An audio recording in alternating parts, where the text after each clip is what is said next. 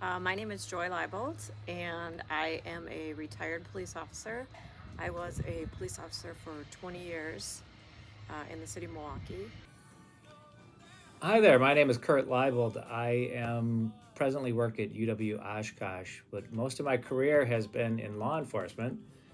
I spent 34 years as a police officer, 26 of that with the city of Milwaukee. I chose law enforcement because when I started college, I originally took classes that were more social work. My plan was being a social worker, and at UWO, I took a introduction to criminal justice class, and it talked about police work more than it talked about social work. And I started to gravitate more towards the law side of helping people than the psychological side of helping people.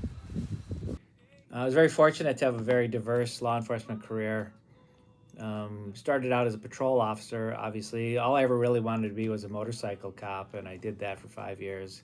Best job ever, by the way. After that, I went on did various commands in the PD. Some of the most notable is I ran homicide, I ran internal affairs, I ran the communications center. I oversaw all of the detective bureau, and I retired as the assistant chief of the Milwaukee Police Department.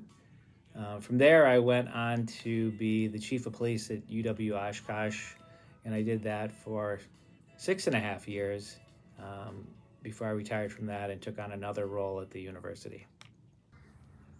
I'd say probably my most memorable police moment, I should say, during the 20 years of policing was when I got a call from a parent. It was a 911 call of a parent who their 15-year-old daughter had pulled a knife on them. And they were at wit's end. They didn't know what else to do with her anymore. They didn't want to call the police. They didn't want to get the police involved. But their hands were tied. They didn't know what to do. They weren't really in fear that she was actually going to stab them, but they were in fear of her escalating to the point of having to get a knife and come after them. And my partner and I went to the scene, and she was calmed down by the time we got there. She did still have the knife in her hand, but she did drop it immediately upon commands. And we sat and talked to her for probably a good half hour, and we were able to get her some mental health crisis people to come out and talk to her. And instead of arresting her and having that put on her record and probably making life pretty hard for her, we were able to get her the mental health that she needed. And a couple of months later, I did receive a letter through my superiors from the parents saying that she's a changed girl, and that because of that night and the decisions that we made, instead of arresting her and charging her, instead of we got her help, she was able to turn her life around and ended up being successful, graduating from high school. Another reason why law enforcement is such a great career is, like I said earlier, every day is different, and human beings are funny. And when you're and this is so sociological. You're in their environment every day, and you're sent into people's lives to help them deal with crisis, trauma, or to solve problems for them. So you get to see human beings at their most vulnerable, and oftentimes they can create some of the most funniest moments that you'll carry with you for the rest of your life. I have so many stories from my career, but some of the biggest stories around impact, or at least one that is most notable, is when I was running homicide and we were able to catch a serial killer working in the city of Milwaukee. And the strange part about this is when I ran internal affairs, I had a group of detectives, and they were African American detectives that came to me that said that they felt like there was a serial killer working in the city of Milwaukee, and the detective bureau wasn't doing enough to solve that. And I scratched my head and thought that was strange because our clearance rates in Milwaukee were very high compared to the national average. And clearance rates means you're actually arresting people who do commit homicides.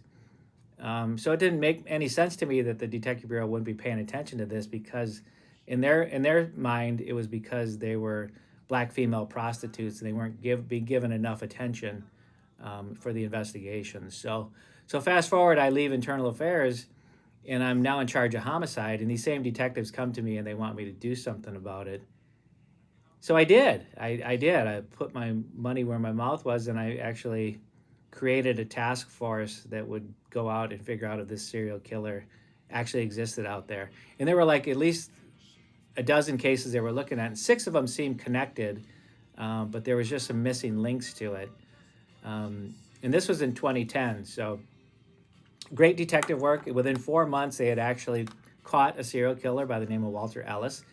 They did this by using something new at the time. It was familial DNA, which means that even though this guy didn't have his DNA on file, we were able to track him by a relative's DNA that was very close. And of course, great detective work. But this guy was working the city of Milwaukee at the same time as Jeffrey Dahmer, who probably most of you are familiar with.